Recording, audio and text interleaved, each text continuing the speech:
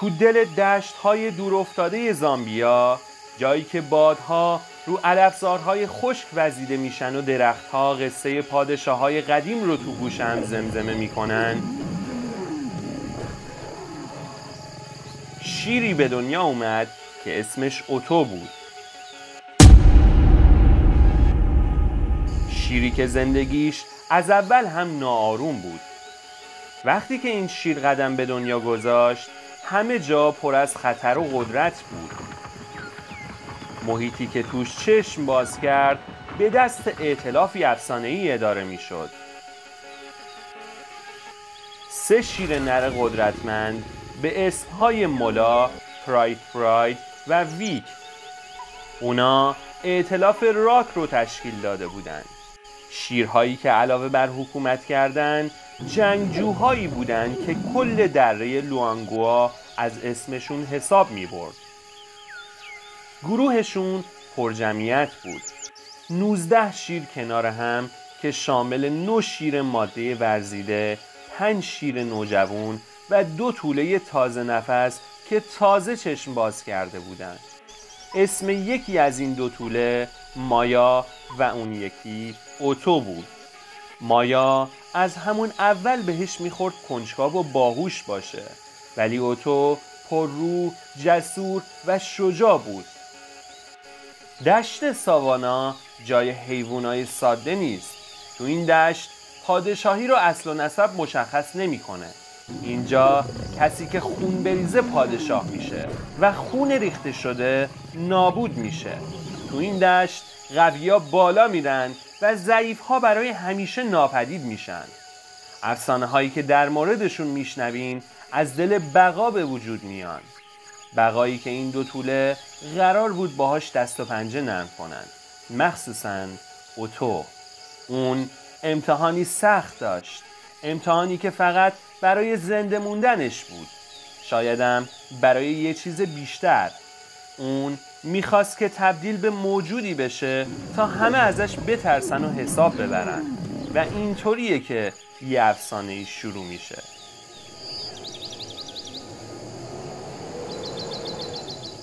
گروه راک یکی از قدرتمندترین گروه ها بود. 3 نر قوی که با قدرتشون همه رو دور نگه می داشتن. اونا اتحادی منظم ساخته بودن. شیرهای ماده جنگیده و همخون و چند نر نوجوان و 2 توله کوچیک که اسمشون اوتو و مایا بود.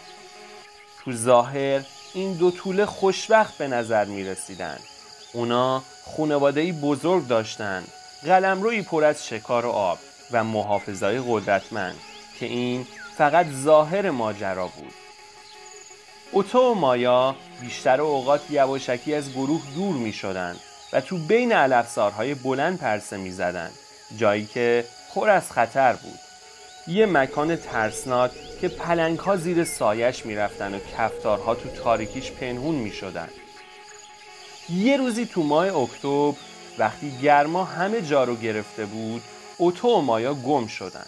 مولا باهوشترین شیر نر رد پاشون رو پیدا کرد و به دنبالشون رفت. بین علف‌ها یه یوزپلنگ تو کمینشون بود. مولا با یه جهش سریع ستون فقرات پلنگ رو شکست و توله ها رو نجات داد. ولی این فقط شروع ماجرا بود. حقیقت تلخ این بود که قرار نیست همیشه کسی برای محافظت بیاد و اکثر اوقات باید خودت تلاش کنی تا بتونی خودت رو نجات بدی. وقتی نرها برای گسترش قلمرو میرفتن، بعضی از ماده ها توله ها رو تنها میذاشتن و تنهایی مساویه با پرسه زدن سایه ها. تو یکی از این شبها مرگ از بین سنگ ها میخزید. مامبای سیاه، ماری سمی، سریع و بی صدا. مامبای سیاه ماریه که تو ویدیوهای قبل درباره‌اش صحبت کردیم. اون سریع و بیرحمه و یه نیش این مار میتونه صدها انسان رو از پا در بیاره. تو اون شب مامبای سیاه به مایا نزدیک میشه و نیشش میزنه و مایا برای همیشه از دنیا میره. صبح روز بعد که گروه برمیگرده با جسد مایا روبرو میشه. و این در حالیه که مامبای سیاه هنوز همونجا بوده. یه شیر ماده برای دور کردن این مار جلو میره که اونم به سرنوشت مایا دچار میشه. بنابراین هیچ شیر دیگه‌ای جرأت نمیکنه نزدیک مامبای سیاه بشه، چون همه میدونستن جلو رفتن و این صدای مار مساوی با مرگ. از اون روز به بعد اوتو تنها شد. معصومیت این شیر به پایان رسید و اون تبدیل به یه شیر بیرحم شد. بعد مدتی شیرهای ماده سرد شدن. حتی مادرش هم ازش فاصله گرفت. برای اونا اوتو بار اضافی بود و همه مرگ مایا رو از چشم اون میدیدن. اون تو 8 ماهگیش فهمید که حقیقت این سرزمین چیه. بقا دلش به حال کسی نمیسوزه. هر کی میخواد زنده بمونه باید سخت و بیرحم باشه. زمان گذشت. یه روز اوتو کنار رودخونه بازی میکرد که یک دفعه از اعماق آب یه تمساح بزرگ بیرون پرید و اونو به دندون گرفت. مرگ با اوتو فاصله چندانی نداشت، ولی دقیقاً تو همین لحظه مادرش تو آب پرید و با حمله به تمساح اوتو رو نجات داد. تبعات این کار مرگ مادر بود. اون برای همیشه ناپدید شد و از دنیا رفت. اوتو وقتی این صحنه رو دید برای همیشه تغییر کرد. این دشت خیلی زود به اوتو همه چیز رو یاد داد. چند ماه گذشت. ائتلاف راک، یعنی همون 3 شیر نر قدرتمند، دوباره به قلمرو برگشتن. این بار چند شیر ماده تازه نفس و حامله همراهشون بود. اوضاع گله تغییر کرده بود. 2 شیر ماده از دست رفته بودن و از همه توله ها فقط یکیشون باقی مونده بود. اوتو. تو روزای اول نرهای بزرگ بهش بی‌توجهی میکردن، ولی خیلی زود تو نگاه و رفتارش چیزی رو دیدن که فرق داشت. اوتو دیگه اون توله وابسته و ترسون نبود و رفتار این توله شیر پخته تر و نگاهش تیزتر شده بود. 5 شیر نر نوجوان دیگه هم تو گروه بودن. یکی از اونها که مغرور شده بود به سمت اوتو حمله کرد. ضربه پنجه این شیر رو صورت اوتو نشست و چشماشو زخمی کرد. جای اون زخم برای همیشه رو صورت اوتو موند. تو همون شب ائتلاف راک همون نر جوون رو کشت. از اون به بعد گروه برای مدتی به آرامشی رسید که شکننده بود. ماده ها کم کم نگاهشون به اوتو تغییر کرد. حتی توله های کوچیکتر دورش جمع می شدن و باهاش بازی می کردن و اوتو مثل یه نگهبان ازشون محافظت می کرد. این تغییر رو مولا و پراید برایت هم دیدن. اونا هم شروع کردن به آموزش اوتو، چون می دونستن که وارث آیندهشون همین شیره. اوتو با اونا به گشت ها می رفت. اون تو شکارها شرکت می کرد و حتی تو نبرد با مهاجما کنارشون وای می استاد.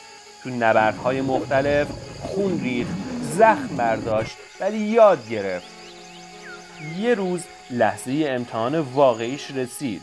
2 شیر غریبه وارد قلمرو شدن. مولا و پراید برایت یکی از شیرها رو کشتن و اون یکی رو به اوتو سپردن. اوتو که میلرزید و بی تجربه بود وارد میدون نبرد شد. اون عقب نکشید و جنگید، افتاد و دوباره بلند شد و سرانجام دشمن رو از پا در آورد. وقتی بالای جسد ایستاد تو چشماش دیگه هیچ ترسی رو نمیشد دید. اون به خوبی فهمیده بود که تو این سرزمین تاج فقط با خون و خونریزی به دست میاد، نه بخشش. از اون روز به بعد سایه نشینای ساوانا شکوفا شدن. اوتو دیگه توله بی پناه نبود. اون حالا دیگه جایگاهی تو قلب گروه داشت. ماده ها قبولش کرده بودن و کوچیکترها دنبالش میکردن. وقتی فصل جفتگیری رسید مولا و پراید برایت کنار کشیدن و به اوتو اجازه دادن قبل از خودشون با ماده ها جفتگیری کنه. و این فقط معنای یک چیز رو داره: تاجگذاری. نه جنگی تو کار بود، نه غرش و نمایشی. اوتو پادشاه شد. بچه شیری که مرگ برادر و مادرش رو جلوی چشماش دید نزدیک به پادشاهی شد. مولا و پرایت برایت پیر شده بودن. استخوناشون میلرزید و آرواره هاشون دیگه توان گذشته رو نداشت، ولی گروه هنوز پر از زندگی بود. اونا همه تجربه ای رو که داشتن رو به اوتو منتقل کردن. هر گشت، هر شکار و هر زخم درسی برای اوتو بود. سرنوشت مولا هم مرگ بود. اون آروم زیر سایه یه درخت جون داد. پرایت برایت هم چند ماه بعد آخرین نفسش رو کشید و از دنیا رفت و همه چیزشون از قلمرو گرفته تا قدرت به اوتو رسیده بود. حالا دیگه اون تنها پادشاه بی‌رقیب بود، شیری که از تنهایی، خشونت و اراده ساخته شده بود. اوتو برای آخرین بار تو فوریه 2015 در حالی که رو تپه‌ای کنار رودخونه بود و گله رو نگاه میکرد دیده شد. گردشگرایی که اونو از دور دیدن عظیم و جثه، پیر با چشمایی کدر و زخمی توصیفش کردن. دیگه هیچ شیری کنارش نبود. توله هایی که یه روزی همبازیش بودن بزرگتر شده بودن و شیرهای ماده ازش پیروی میکردن. بعد از چند وقت اوتو هم ناپدید شد. نه لاشه ای ازش پیدا شد، نه کسی غرشش رو شنید. انگار که دشت ساوانا اونو بلعیده. اوتو شیری که قرار نبود زنده بمونه و تا دم مرگ هم رفت، به پادشاهی بی‌رقیبی رسید و در نهایت به افسانه‌ای تبدیل شد که اسمش تو دشت‌های لوانگوا همیشه شنیده میشه. اگه شما جای اوتو بودید، دوست داشتید تنهایی رو انتخاب کنید یا دوست داشتید زندگی مشابه اوتو داشته باشید؟ تو کامنت ها به همون بگید. حتما کانال دانستنی پنهان رو سابسکرایب و ویدیومون رو لایک کنید